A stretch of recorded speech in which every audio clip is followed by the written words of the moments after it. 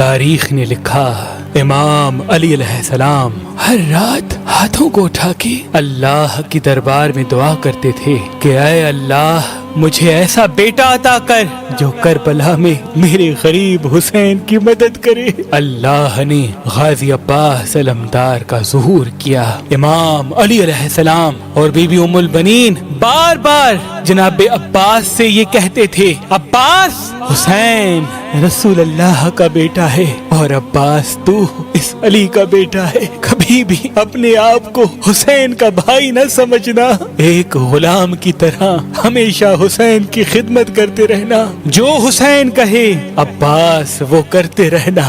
بس 10 محرم کے دن جب کرب و بلا میں ہر ایک شہید امام حسین علیہ السلام کے قدموں میں قربان ہوتا رہا، تاریخ نے لکھا حضرت عباس علمدار اپنی آنکھوں کے سامنے اپنے بھائیوں اور بچوں کو قربان کر دیتے ہیں اور بار بار نواسائے رسول کے قدموں میں بیٹھ کے کہتے ہیں، اے میرے آقا حسین اس غلام کو بھی اجازت دو۔ امام حسین فرماتے ہیں، عباس یہاں شجاعت کا امتحان نہیں، ہمارے صبر کا امتحان ہے۔ بس جناب عباس جیسے ہی امام حسین سے مل کے باہر آئے تو دیکھا بی بی سکینہ ہاتھوں میں مشکیزہ لیے جناب عباس کے قریب آئی اور کہنے لگی، چچا عباس میرے اصغر نے 3 دن سے پانی نہیں پیا۔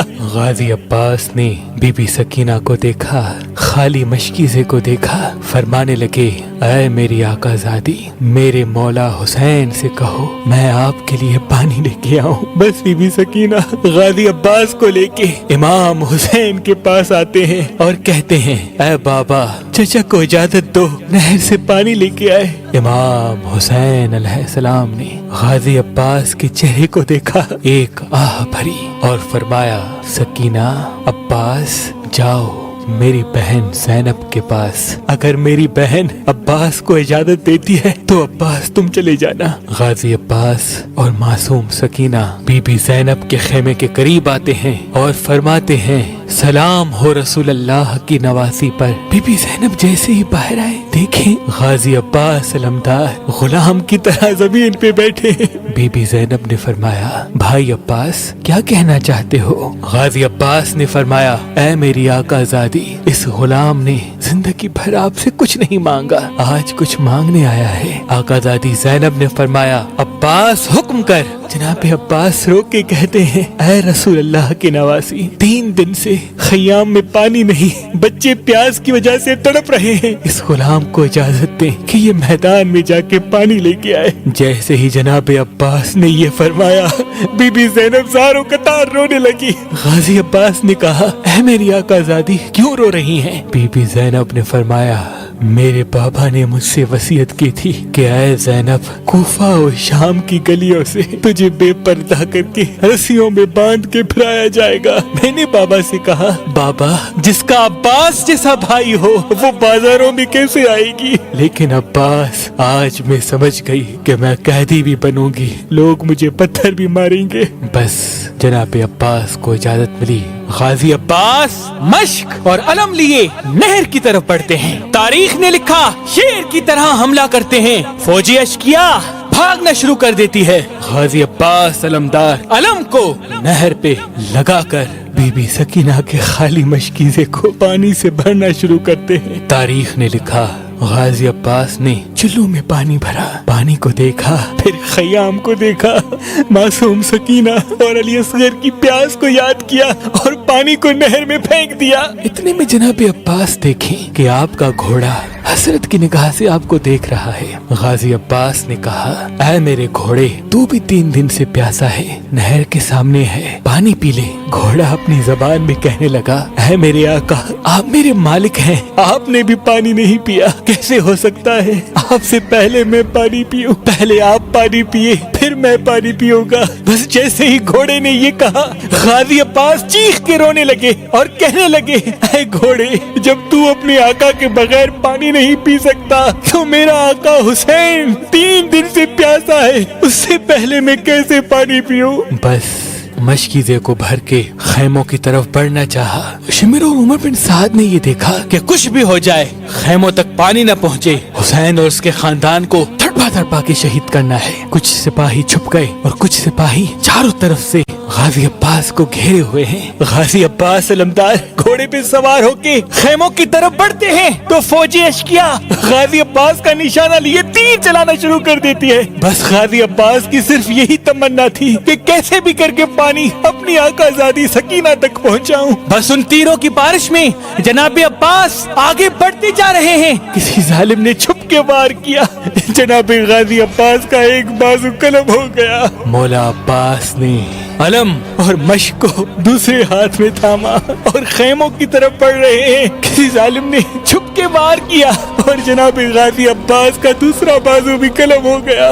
बस जनाबे अब्बास मश्क को अपने मुंह में संभाल के खेमों की तरफ बढ़ रहे हैं। हजारों तीरों की बारिश जनाबे गाजी अब्बास के जिस्म पे हो रही है। तारीख ने लिखा गाजी अब्बास के चेहरे पे जिस्म पे तीर लगना शुरू हो गए। एक तीर जनाबे अब्बास की आंख में लगा। जैसे ही तीर मश्क को लगे और मश्क से पानी बहना शुरू हो गया, गाजी अब्बास ने बहती हुई मश्क को देखा, खेमों की तरफ मुंह करके कहा, मेरे मौला मुझे माफ करना। इतने में कोई जालिम जनाबे गाजी अब्बास के सर पे वार करता है और जनाबे अब्बास घोड़े की ज़ीन से ज़मीन पे आते हैं। वहाँ ये मंजर जब इमाम हुसैन अलैहिस्सलाम ने देखा, इन्ना लिल्लाहि व इन्ना इलैहि राजिऊन पढ़ा और नहर की तरफ बढ़ना शुरू किया। जनाबे अब्बास के सर को अपनी गोद में रखते हैं। इतनी देर में जनाबे अब्बास फरमाते हैं, ऐ मेरे आका मुझे माफ करना, मैंने कोशिश तो बहुत की लेकिन मैं अपनी शहजादी सकीना तक पानी नहीं पहुंचा सका। इमाम हुसैन ने फरमाया, अब्बास अल्लाह की मर्जी ये है कि हम सादात प्यासे रहकर अल्लाह के दीन पे कुर्बान हो जाएं और हमारी प्यास को कयामत तक याद रखा जाए। फिर गाजी अब्बास फरमाते हैं, ऐ मेरे मौला इस आपके गुलाम ने आपसे कुछ नहीं मांगा, आज कुछ मांगना चाहता है। इमाम हुसैन ने फरमाया, अब्बास मेरे भाई हुक्म कर। जनाबे गाजी अब्बास ने फरमाया, ऐ मेरे मौला मेरी माँ ने मुझे कहा था कि जब मैं पैदा हुआ तो सबसे पहले मैंने आपकी जियारत की थी, आज मैं इस जहान को छोड़ रहा हूँ। ऐ मेरे मौला मेरी ख्वाहिश है कि मैं आखिरी वक्त में आपकी जियारत करूँ, लेकिन मेरी एक आंख में तीर लगा है और दूसरी आंख में खून भरा है। ऐ मेरे मौला अगर जहमत न हो तो मेरी एक आंख से खून को साफ करे ताकि मैं आपकी जियारत करूं। अल्लाह गवाह है मैं आपको कभी तकलीफ न देता अगर इस गुलाम के बाजू सलामत होते।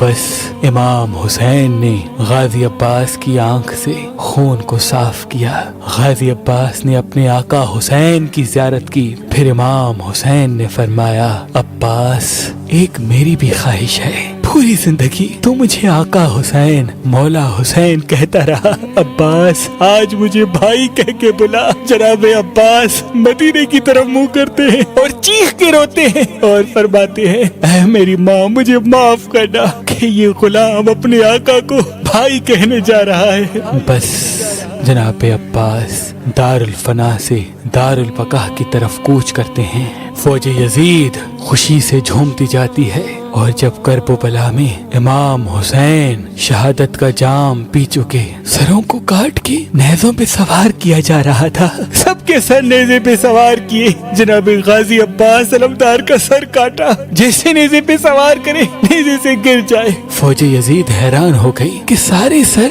नेज़े पे खड़े हैं, ये सर क्यों नहीं बुलंद होता। इमाम सज्जाद से पूछने लगे। इमाम सज्जाद गाजी अब्बास के सर के करीब आते हैं और फरमाते हैं, चाचा अब्बास ये जालिम पूछते हैं कि तुम्हारे चचा का सर नेज़े पे क्यों नहीं सवार होता। गाजी अब्बास के सर से आवाज आई, ऐ मेरे मौला सज्जाद मेरी आकाज़ादियाँ बेपर्दा खड़ी हैं, मैंने कभी रसूल अल्लाह की नवासियों को निगाह उठा के नहीं देखा, आज कैसे हो सकता है कि मेरा सर उनके सर से बुलंद हो। इतने में शिबिर कहता है, अब्बास के सर को घोड़े की जुल्फों से बांधो।